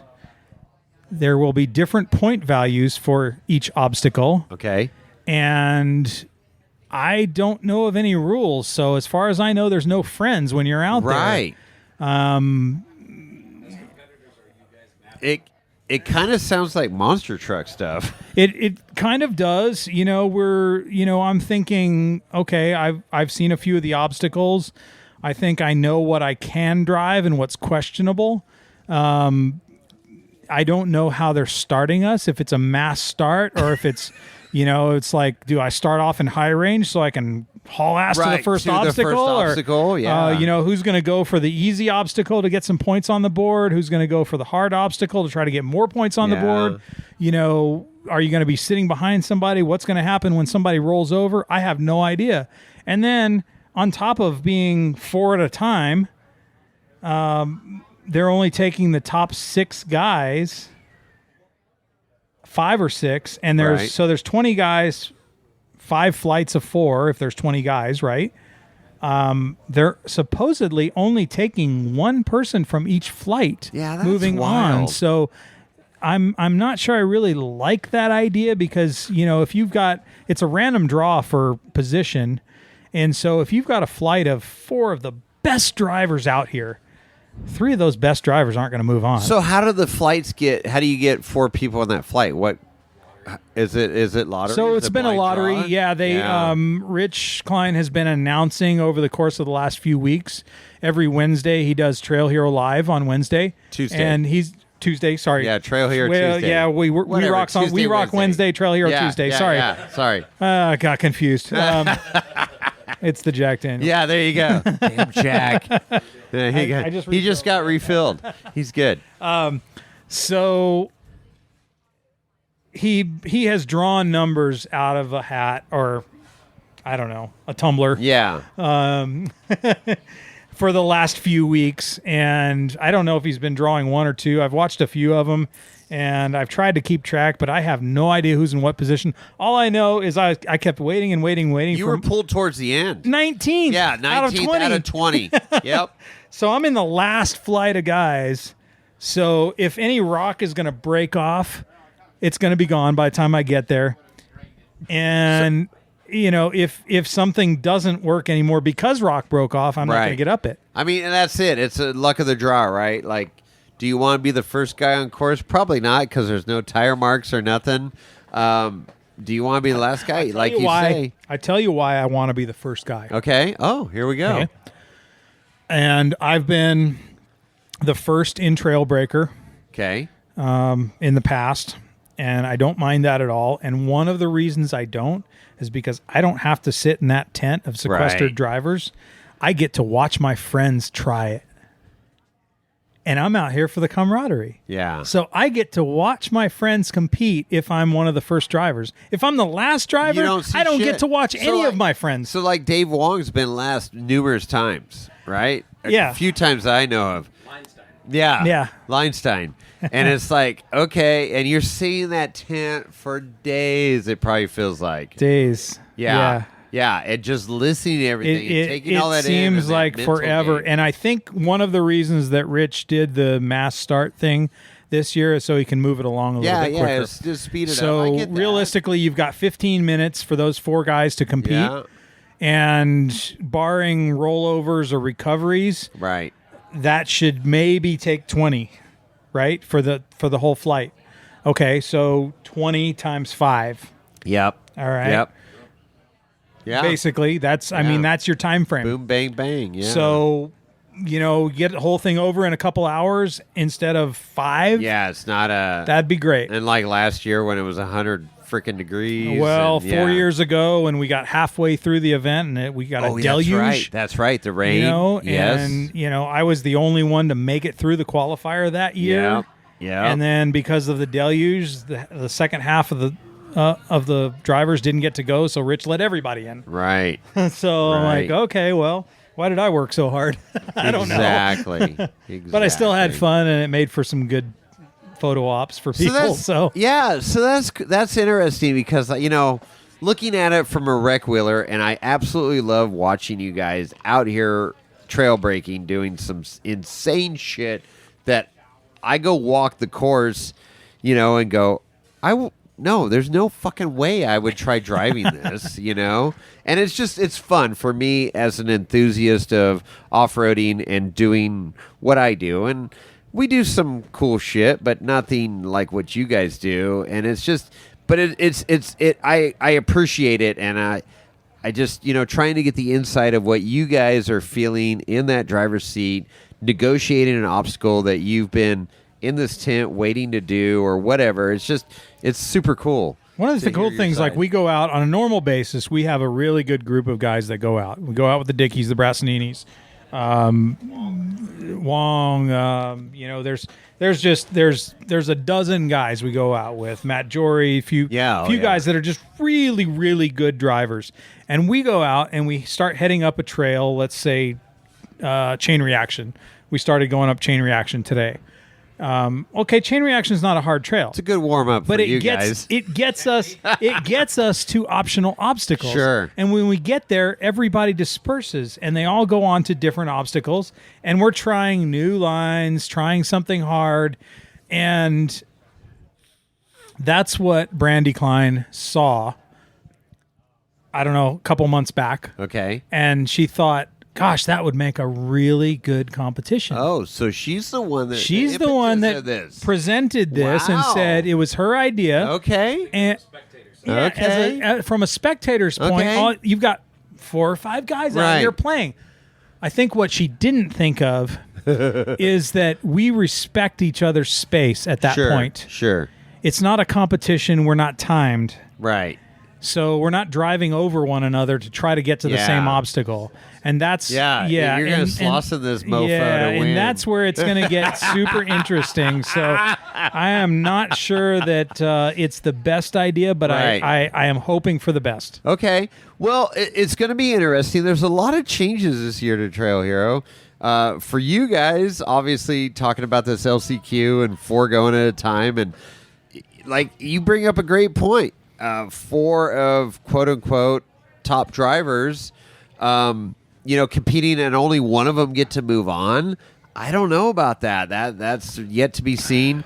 As a participant of this Trail Hero for the last 6 years, with it not being here at Sand Hollow, for us to have buggies that have to drive down from Washington Fairgrounds to here, it's like, okay, this is different. There's a lot of change.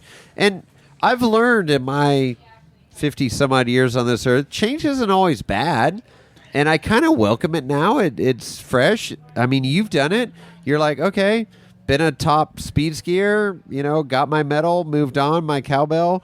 I'm going to try something else now to rock crawling. All right. So if anybody, if anybody ever sees me at an event, if anybody ever sees me at an event, you see the MadCow tent anywhere at an event, come and get a cowbell. I give out cowbells for people to ring. Okay. So. All right. Oh, they're lined up on my tent. You just come and grab one. All right. You just have to ring it for me when I run. All right. Hell yeah. I gotta get one of those from you. So it's just like ski racing. You love skiing. Yeah. So in ski racing, everybody cowbells the whole thing. Absolutely. Right? I brought it from skiing. I thought this is a really cool thing. That's cool.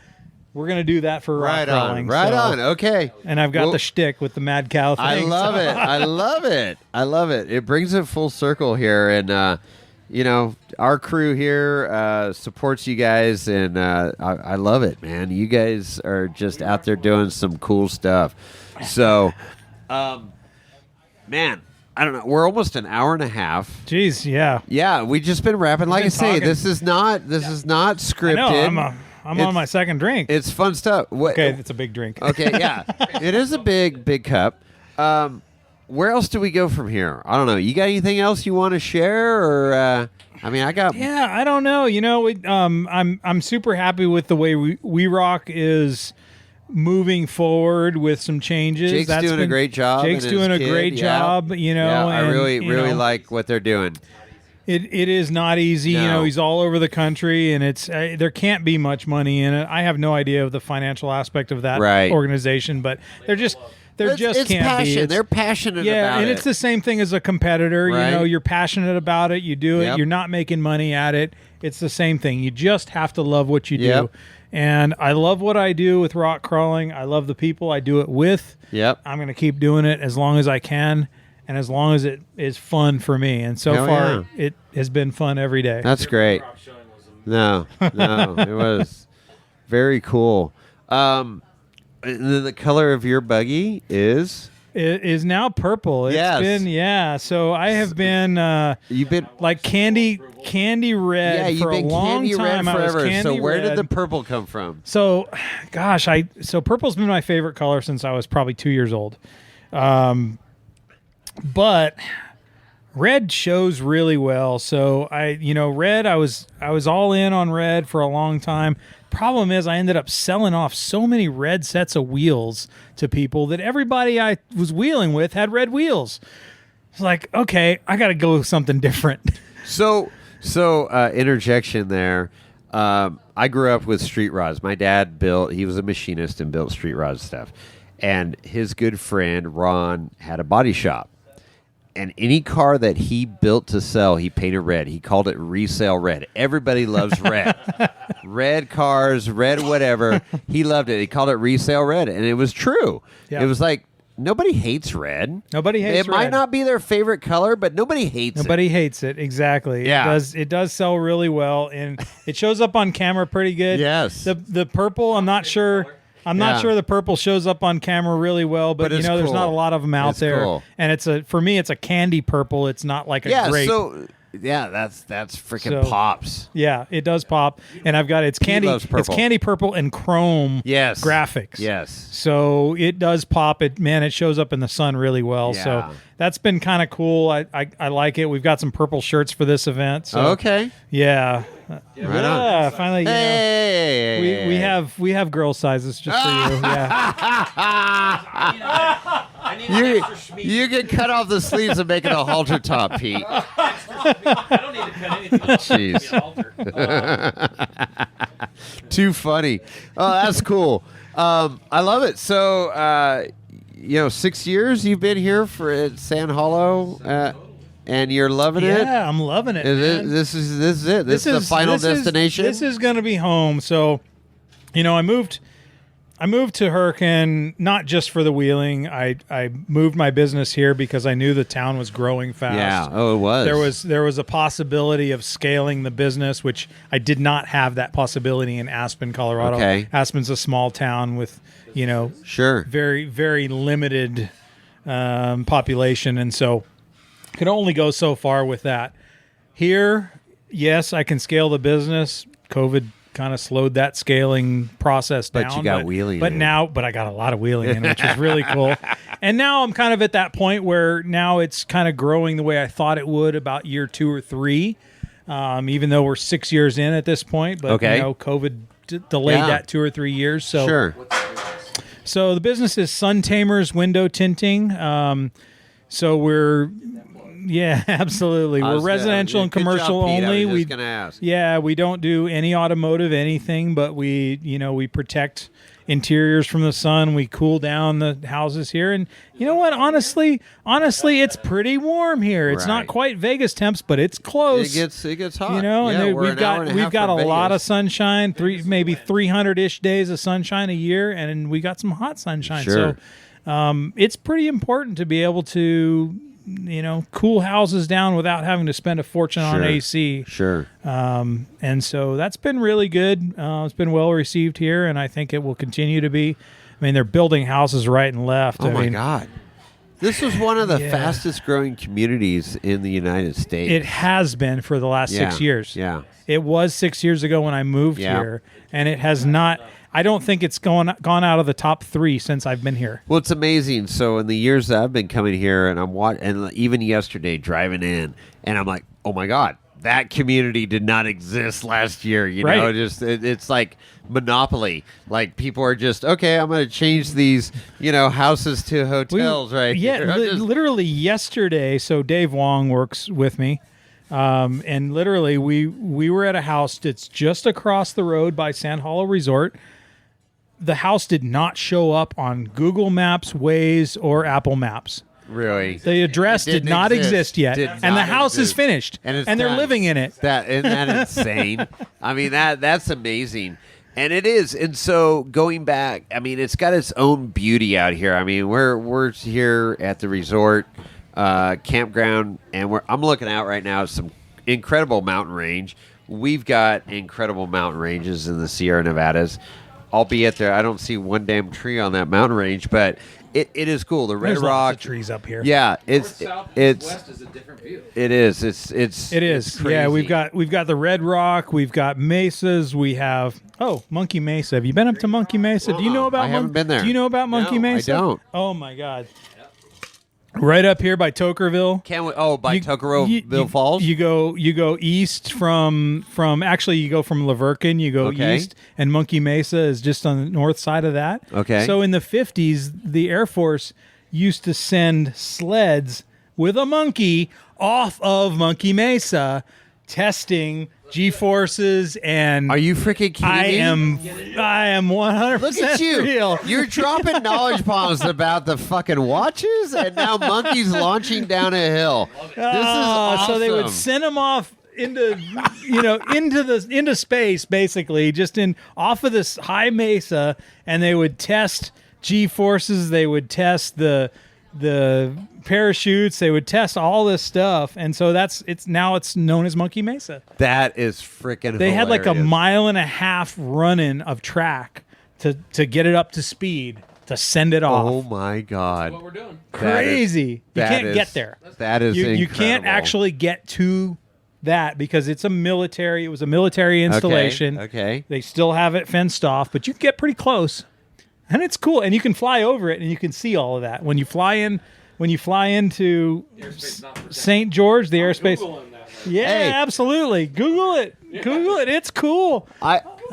Chris and I always. You haven't met Chris, co-host here, the Wheeling Wine Whiskey podcast. He comes up with these titles of our podcast, and I'm just saying. You are the walking chat GPT right now. That you've dropped some significant knowledge bombs here of just fun, useless facts. Useless, absolutely facts. useless. You're yeah. like the norm of Cheers here, but interesting shit. I love it. I love it. Norm, what are you up to, Norm? My ideal weight if I was 11'6". Yeah. This is good. Dating ourselves again, John. No, good shit. I love this, man. This is awesome. Cool. So, what's in the future? What are you thinking? You're going to retire honestly, here and I just keep doubt wheeling? I'm not retiring from competition anytime soon. Yeah, I'm going to move forward as long as it's still fun. We're going to keep doing it. Obviously, wheeling just on an everyday basis is super fun, so I'm not giving that up. Competition, I might have another year or two in me. We'll see. I don't know. It's been a blast, honestly, and I've gone from, I've been hyper competitive all my life. Adrenaline So junkie. not just adrenaline junkie. I want to be the best at whatever I do. Fair.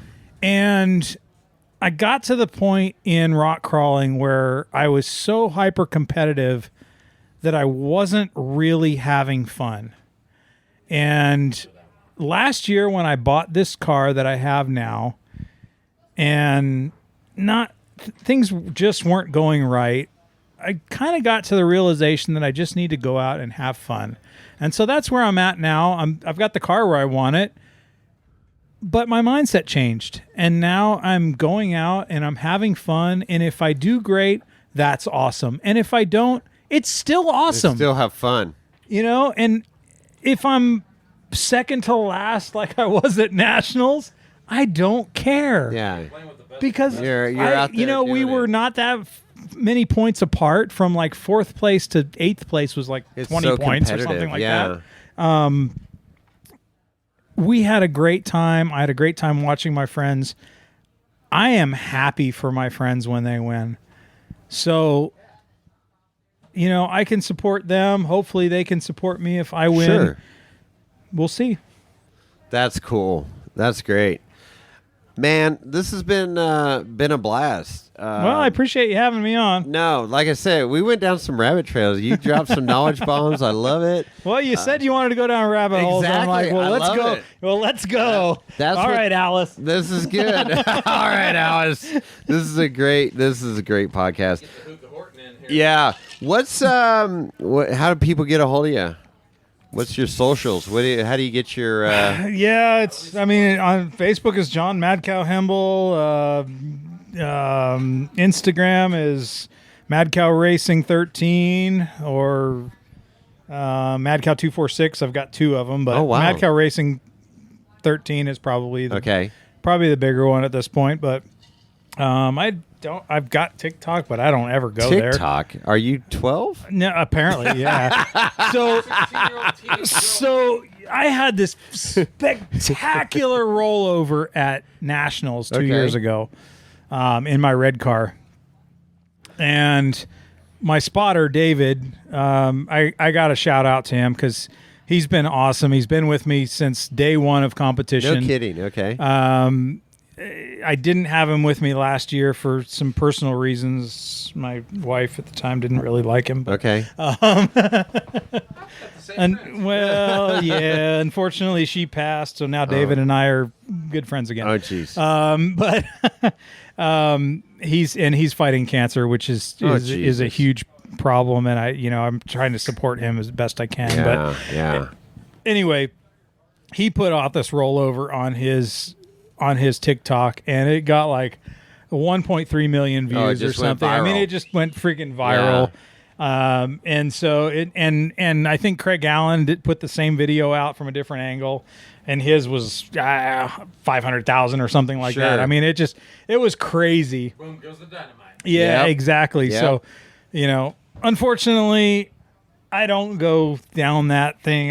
TikTok to me is just like, okay, if something's cool, send it to me. I'll look at it, whatever. Yeah. But, I don't spend a lot of time on social media. Honestly, I probably should. I mean, God, look at Matt's Off-Road. That's how he Sure. makes his money on, Well, it is, and it's there. I mean, you've done some great marketing over the years. You've learned a lot through your skiing career, and it's like, okay, I got to pair up with some marketing partners. But I mean, it's good that you're in a spot where you're like, I can do what I do.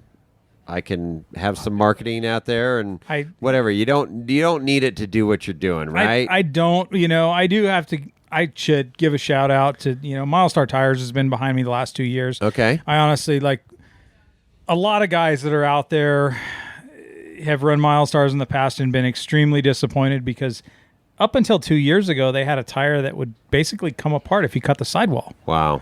And they went back to the drawing board. Sure. And they said, hey, we need to come up with a tire that's going to be durable, that's going to have the traction, that's going to have all this. And I saw, my good friend Woody, Brian Swearingen, he's been with Milestar a long time, and he and I wheel all the time. And I saw him running a DOT version of the 42, and he was going up everything we were going up. Yeah. And I'm like, Woody, you What are have you to tell doing? me when Yeah. this tire comes out in a sticky, because I want it. And so Trail Hero 2 years ago, right before Trail Hero, they came out with the 42 sticky. And so I said, look, I don't want to be obligated in any way, shape, or form to anybody. I will buy my first set. So I bought a set of race lines. Okay. I bought a set of sticky Milestars. Okay. I put them on my car, and I ran them for 11 days before LCQ. Wow. And they were doing everything I wanted them to do. In fact, I was crawling some of the stuff that my BFGs would not crawl. Really? Interesting. So I was like, you know what? I'll use them in LCQ and I'll use them in Trailbreaker, and then I can, from there, then I can talk to Milestar. So I did. After Trail Hero, I talked to Milestar. They came on as a sponsor. Raceline's been a sponsor for a long time. Yeah. Great. And so, honestly, it's been a great tire, and I have beat the piss out of the sidewalls of that tire. Wow. And I haven't cut a sidewall. I don't know how many BFGs I cut over the years. Yeah. Here in Sand Hollow. Yeah. This is not sharp Same rock. terrain. Yeah. Yeah, exactly. So, what's that? Pinch flats? No, cut flats, cut sidewalls, like just- wide open cut sidewalls Wow. on BFGs where it's just, and I've had them, vulcanized the whole thing. Sure. Woody had one. Woody had a Milestar that was vulcanized. He cut a sidewall up at Vernal a couple of years ago, and then had it vulcanized and ran it until Wow. that thing was bald. Wow. That thing's been great. So in the past, they had a tire that if you cut the sidewall, it opened like a can of sardines. It just kept opening. So like, okay, well that's a piece of crap. So they Yeah. got a really bad name. Okay. And the East Coast guys don't like them, unfortunately, because they haven't done well in the wetter terrain. That's a different terrain. Yeah. It's totally different, and I get it. There are driving on tires that are marble. specialized for Yeah. certain things, and if whatever works for you, absolutely go Yeah, with it. yeah. If you're rock crawling, I don't care if you're in Arizona or you're out here or in Colorado. I think the Milestar works really well. Yeah. I actually opened up the voids on my Milestar because I was getting ready to go to the East Coast Okay. for an X-Rock event, and I was like, well, I might need the voids. So I opened it up. X-Rock fell apart. And so I was like, okay, fine. I'll just keep running them. I'm still running them to this day. They're working great out here with the voids open. Milestar is working on a new, more open rock crawler specific tire. ETA? Don't know. We and that's great to hear because they have supported you guys. They're listening to you and your input. I've talked to Dave Wong extensively about those tires, and he's like, you know what? They listen to us, and they want to learn and make a great freaking tire. And I mean, that's great to pair up with a company like that. It is. And honestly, like, okay, BFG for a long time, earlier rock crawling, early 2000s into maybe 2005, 06, 07, BFG was all in Sure. with rock crawling. They were giving drivers a brand new set of tires for every event. You don't want a brand new set of tires Yeah, for you every gotta event. break 'em in. So then you got Feather to 'em break out. them in. So then those guys are selling off those tires and actually making some money, right? Yeah. Okay, well, they stopped doing that. Now they don't do anything for anybody.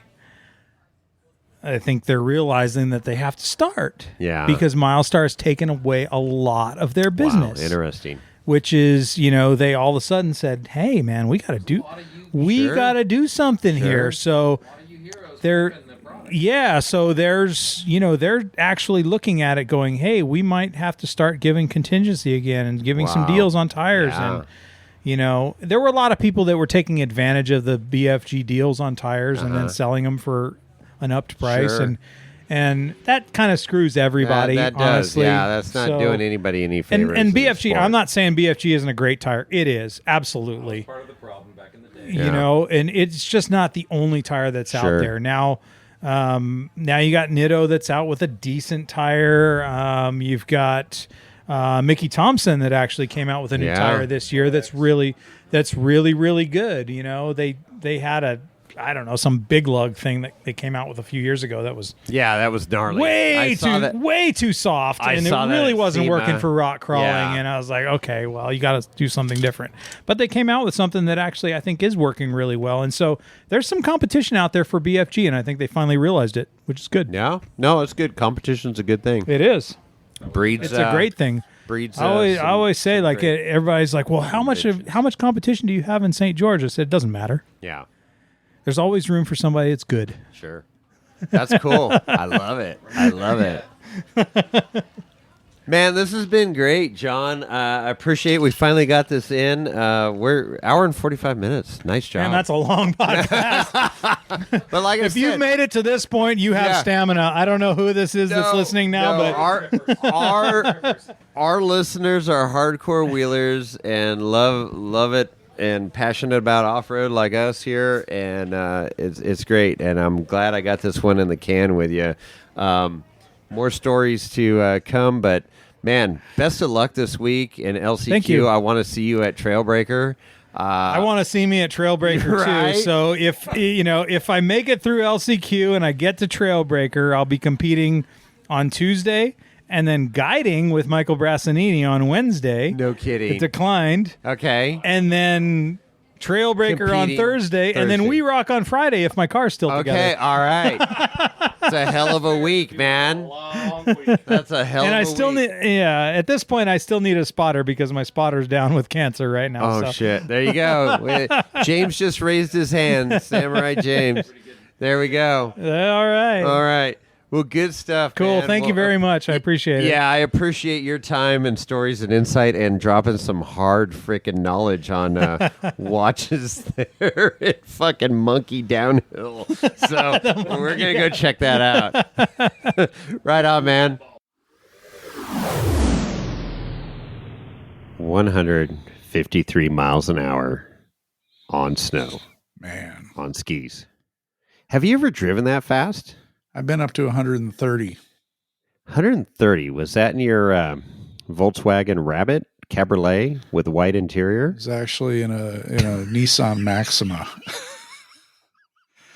And that's all. Were you driving? No, I was a passenger. We were on Oh, I-5. you were a passenger. On I-5 heading down to Southern California for my younger brother's college graduation.